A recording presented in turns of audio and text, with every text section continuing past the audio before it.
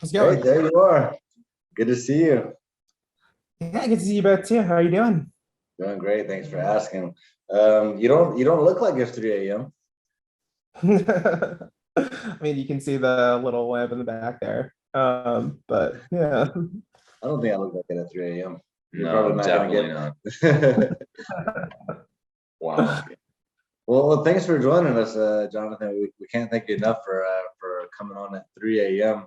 to have a chat with us about the blockchain. And welcome to everybody who's attending as well for the Future Blockchain Summit webinar. And we do this pretty much on a semi-weekly basis.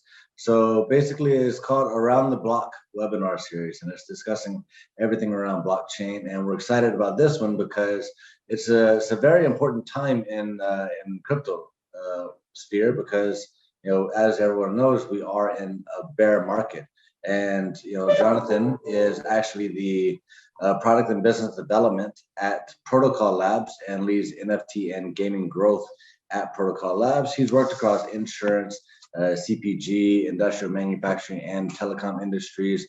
And Jonathan, I understand that you're going to tell us a little bit about why the bear market might be an actual opportunity for building products and working on projects during this time.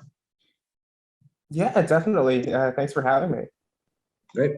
And for those of you, I'm sure that you've already tuned in, Hayate Maps. Hello. And he's actually joining us in Dubai, all the way from Japan. Hayate entered the industry February 2018 and has worked with Bridge Japanese projects to the global market.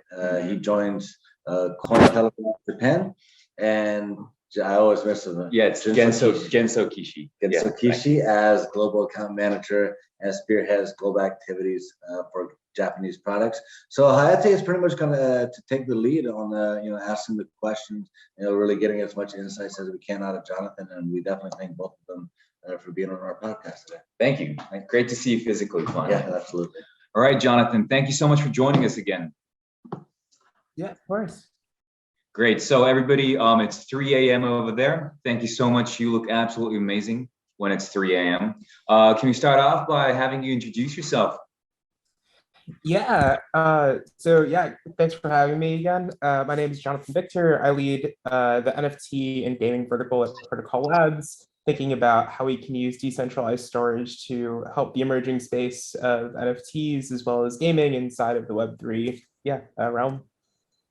Yeah, so you are working on NFT gaming for decentralized storage, and Protocol Labs, as I know, is the pioneer in this industry, and we are blessed to have you here because I personally would love to hear more about what's going on in that sphere. And just to kick off this conversation, you told me on a call earlier when we were thinking about the topics that we're going to talk today, you said that there's a huge surge of people using your NFT storage at this very moment, right? Yeah, definitely. So maybe to back up, so Protocol Labs itself is a research and development lab. We work on a number of different projects, all of them open source. So one project folks may have heard of is called IPFS. That's a protocol for storing and retrieving content based on a fingerprint of the content. To sort of motivate what that means, if you contrast it with how the web normally works, normally with the web, you go to like https google.com, and that's just a URL that's pointing at a location. Eventually, that URL resolves to an IP, which is just you asking the internet to like take you to some specific server, give you whatever content's there, bring it back.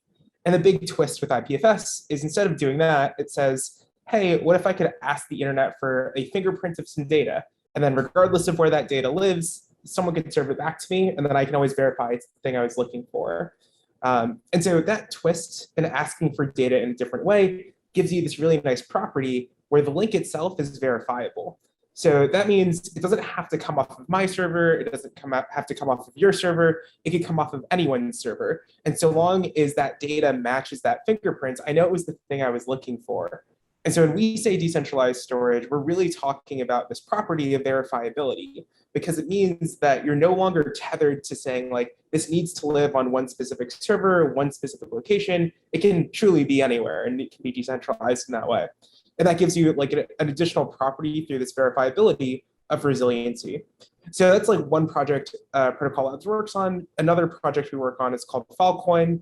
That's sort of the other side of the IPFS problem, where IPFS allows you to say, hey, this is the data I'm looking for, regardless of where that data actually lives. Filecoin gives you guarantees where you can say, well, how do I know someone on the internet has this data? How do I make sure that this is actually like available somewhere? Filecoin does this with a series of cryptographic proofs, economic incentives, but it uses the two of those to actually give you these verifiable guarantees that someone is holding on to the data that you've stored on the network. Now, putting those two things together, when we think about NFTs, those are two important properties that people care about. The NFT itself is a token that lives maybe on like Ethereum or Solana, but truthfully, the only thing that's there in like 90% of cases is you have the NFT and then you have a link to the asset of like what the NFT is supposed to represent. Yep. Now we care about having these two properties because one thing that we care about is knowing that our NFT, it isn't pointing at johnsdropbox.com/JPEG1 and maybe in 10 years I sell that domain and that like URL breaks. We don't want it to be the case that I can put a different picture that is also called John's JPEG1 and now your NFT looks like something totally different. What we want to be able to do is say your NFT is linked to this unique piece of content, which we can use the fingerprint for. And then regardless of where that's served off of, whether it's my computer, your browser, or whatever, like we can always know that these two things are like immutably linked together on like whatever blockchain your NFT is minted on. And then Filecoin solves this other problem, which says, how do we make sure someone is serving that content if it's not stored directly on Ethereum or wherever else? By having that guarantee, we know that your NFT will always be like available, someone will be able to serve it, etc. So those are two very like low-level concepts. The reason I mentioned this is in your question, you had asked about NFT storage, and that's a project that we spun up basically to make it really easy for people to take advantage of these two different properties and these two different protocols. So NFT storage is more like the application layer. It uses IPFS, uses Filecoin under the hood, but you could think of NFT storage more as a public goods project to basically create the Internet Archive of NFTs to say, hey, if you're an NFT builder who's out there who wants to be able to like give your users these verifiable guarantees, use the power of decentralized storage to say, we can actually build a public commons of NFT data. So it's not actually like each individual marketplace has to like store the data and make it available. We can actually rely on Filecoin and this decentralized network of binaries to make sure there's copies available. That's what NFT storage is for. So, sorry, that was a long background to just tee up the answer to the question. I love it. I love it. Yes, thank you. That's how to think about what NFT storage is. The more interesting thing is, as we have, I think there's something close to like 35,000 users of NFT storage, we actually get like pretty, and that's including people who have their own downstream users. So some middleware layers are using NFT storage as sort of like an additional like storage endpoint. We actually now see like a large volume of what people are doing in the NFT market. Just by virtue of like the rate at which people are storing data, increasing deals, things like that. And so while the bear market is still ongoing from like a pricing perspective, it's kind of amazing to see what we're seeing on the builder side, because we can actually see like the rate of increase of what people are doing with this technology. And that has been going through the roof. I think since year to date, we've seen about like a 2.5x increase in the adoption of the service. Wow. Every 30 days, it seems to grow by around 50%. So yeah, none of that is slowing down. And so I guess I would say, while the prices are there, or like maybe not where they used to be, that doesn't mean people have stopped building. In fact, I think what you sort of see is builders continue to build. And yeah, I mean, whenever we get back to the next bull market, I think we'll see the fruits of all that labor. Exactly. I mean, our first episode on this webinar was actually about NFTs. And then our second episode was about NFT gaming. And these both use NFTs. Of course, the metaverse is full of NFTs, and all these data need to be stored in a decentralized way. And I think more and more of these Web3 companies are realizing the importance of this. Like you say, they don't want the data to be stored in one storage on a Dropbox somewhere, right? And well, it's also to the benefit of these companies. Like, I would argue every company should be selfish and rational, and like, in this case, having a CID is like the selfish choice, because if you want 5 years to walk away from a project and like not burn your reputation with a bunch of users, you don't want to be in the position of, I don't know if you guys used Yahoo Answers back in the day, like Verizon shut that down a lot. There was like outrage all over the internet, but like those are direction or like choices you have to make when it is only you and you have pointed your like assets all at your servers. But like if you just use CID, now it's not necessarily, it doesn't have to be just your choice. Like you can go away, but your users can continue the project and like let the community own it. And so I think it gives much more optionality. So I would argue if anyone's listening who's thinking about this, like you should be doing it for selfish reasons, like give your users the out so you can walk away if you need to and your users can keep going. Absolutely. And actually, I think, you guys are helping the adoption of cross-chain. I mean, if, for example, these NFTs or metaverses or NFT gaming companies want to cross-chain their data to other blockchains as well, you can help that as well, correct?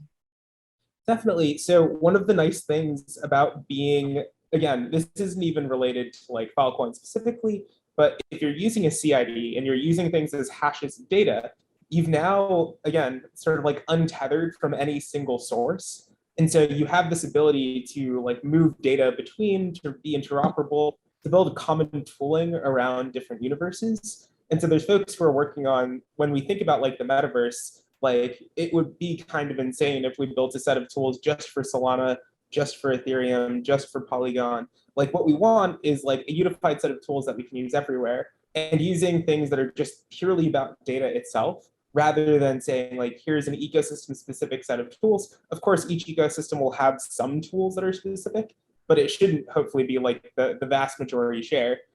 People want to build these sort of like diverse experiences. Like if you're an application builder, you want to include users from every different ecosystem. You don't want to like be boxing yourself in necessarily.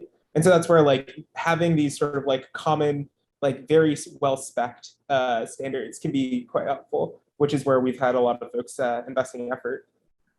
Yeah, so you just mentioned actually Solana, Polygon, all these blockchains and side chains and layer 2 chains. Are you working closely with them actually to make this process very smooth as well?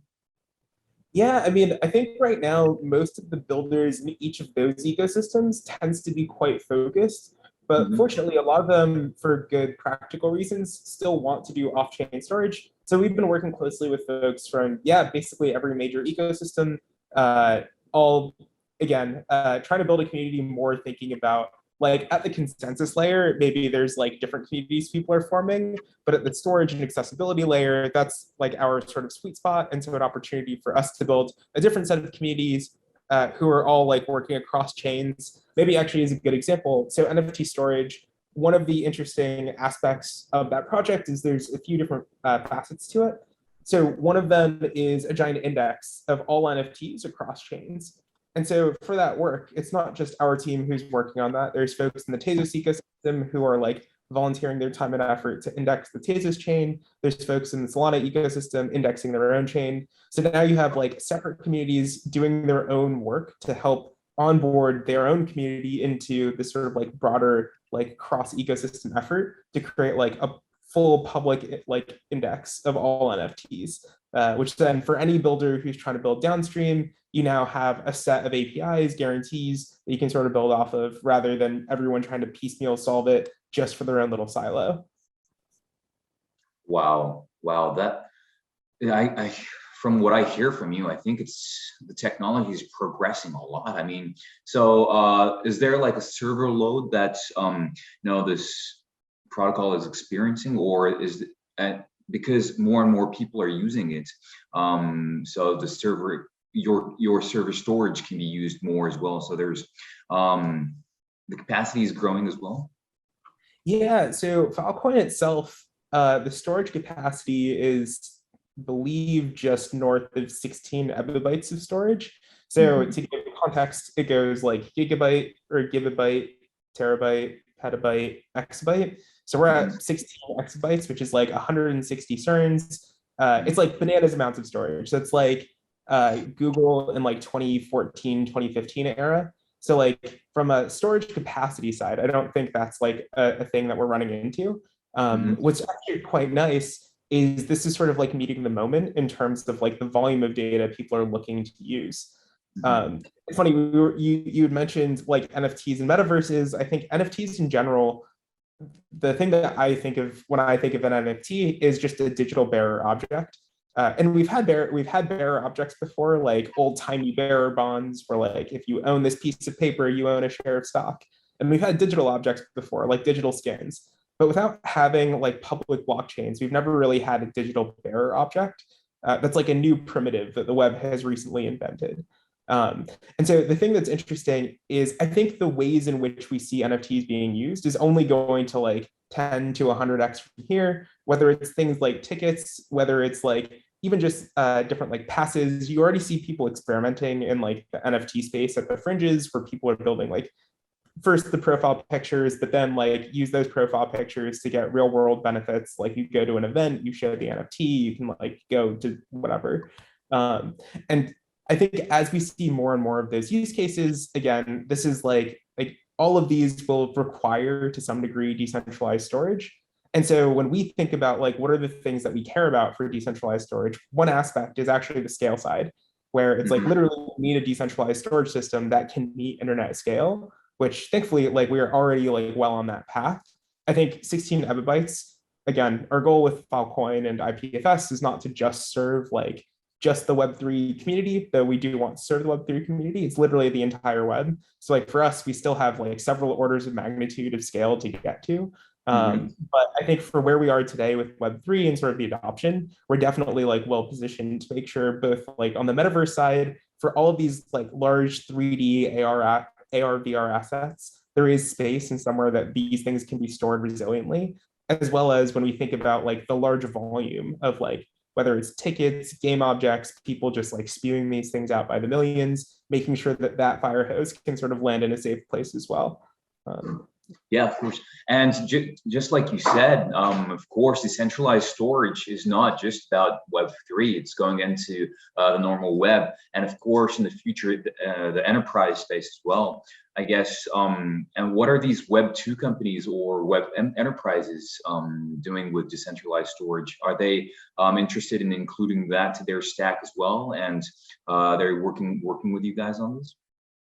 Yeah, so I would say in the more Web3 native use cases, so when it comes to things like NFTs, I think those tend to be the much more straightforward conversation because I think they're already sort of in the headspace and they're aware here are reasons why this should like matter to our users. And there are like, especially the people who are doing those sorts of like implementations are the ones who are like a little bit more crypto native inside of those orgs. I think the places where you see something kind of interesting and sort of different is some of the more traditional storage use cases. I think for a lot of folks, the thing that's actually kind of interesting about like Filecoin is just it's incredibly cheap storage. So even if like from first principles, you're a CIO who's making a decision, the thing that you may care about is just how do I save money? And that's like a totally reasonable thing for them to like selfishly want to do. And so the question is just how do we make that like a really nice user experience? There are different primitives that people are less aware of. They're looking for things like an S3 API. They just want to like click a button and have it like plug in like with our clone or whatever else. And so there have been teams that have actually been building these solutions.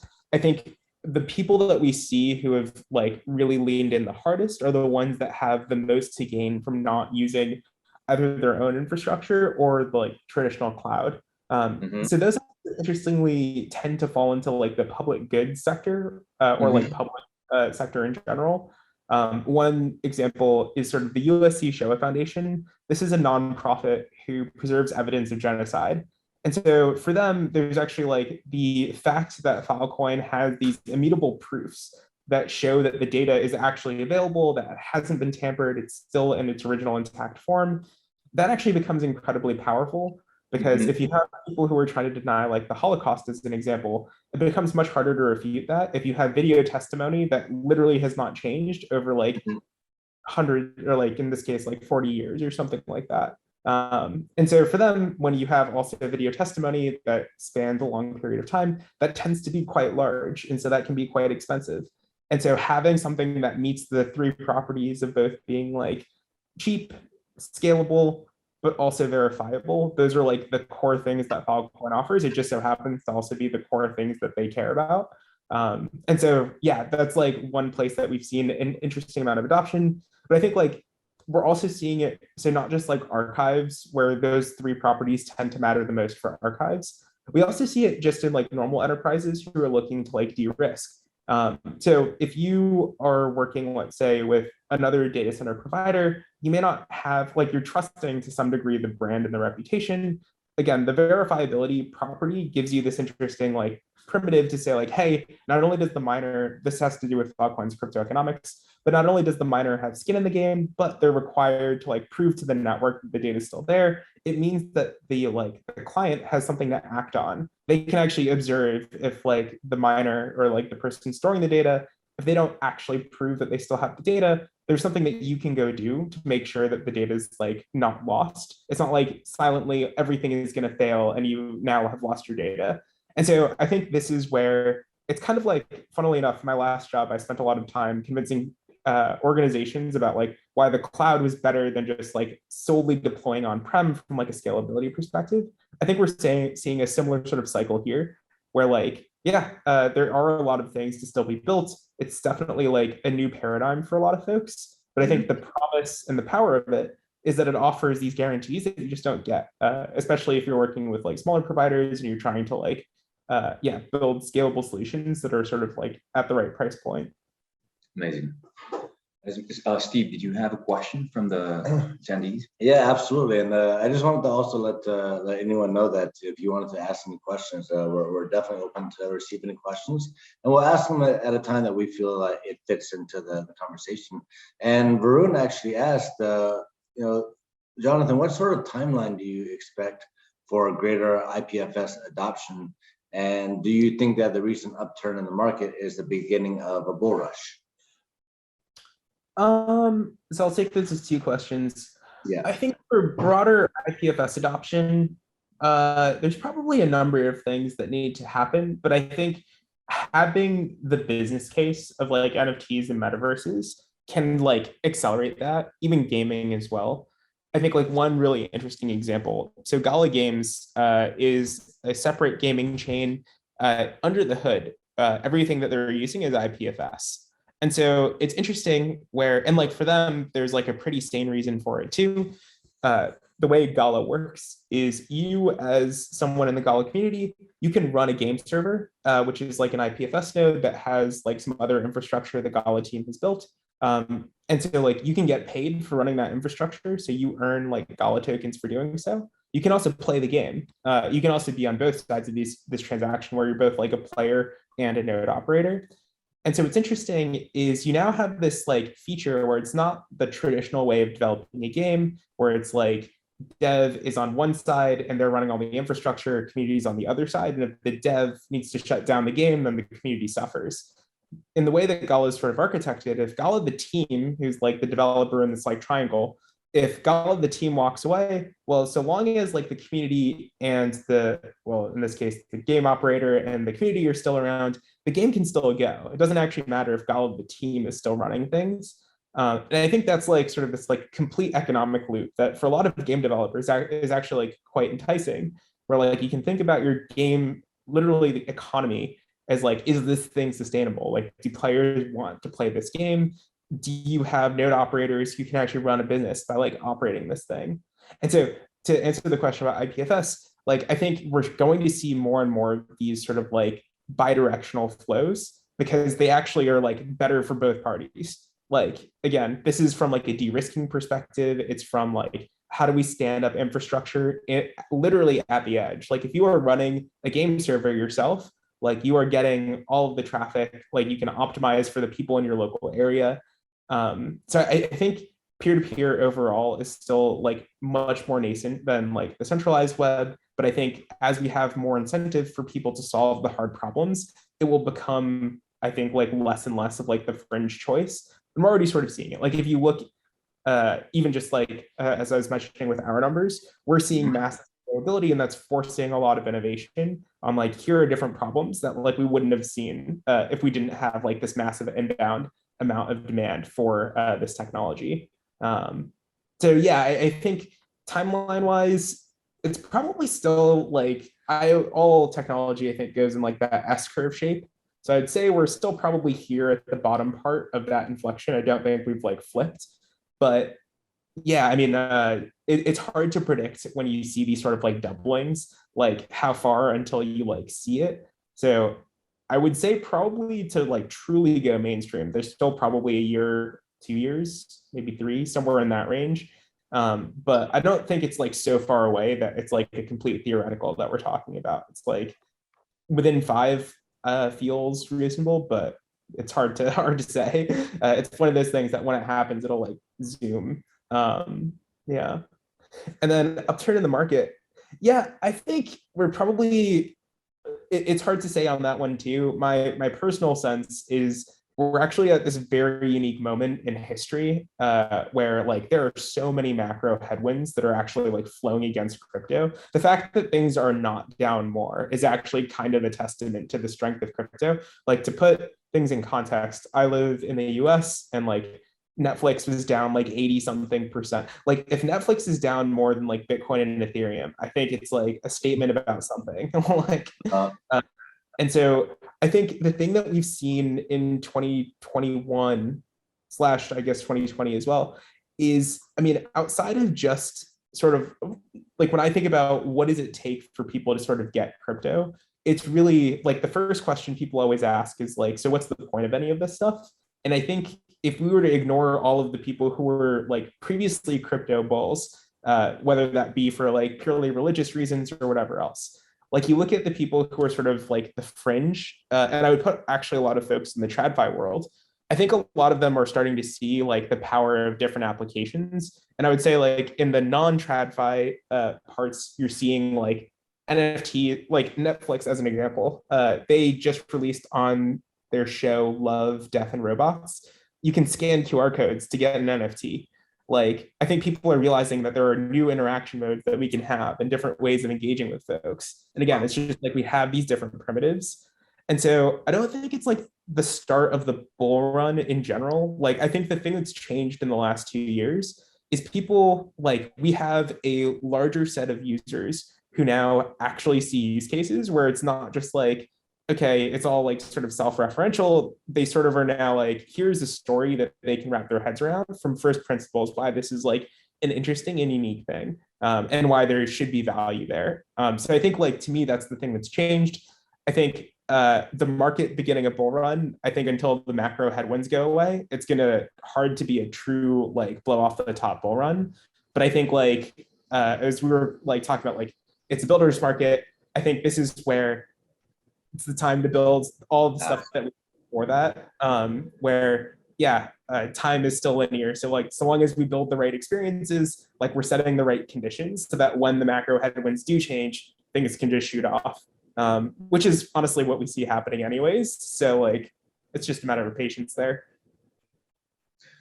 Thank you so much.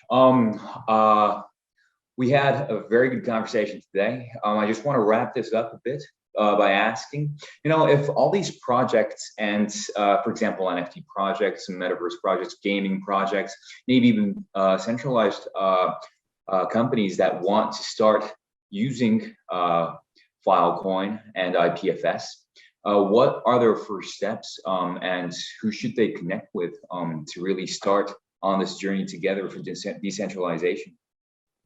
Yeah, I would say the best place to start is with something like NFT storage. It's literally nft.storage is the URL.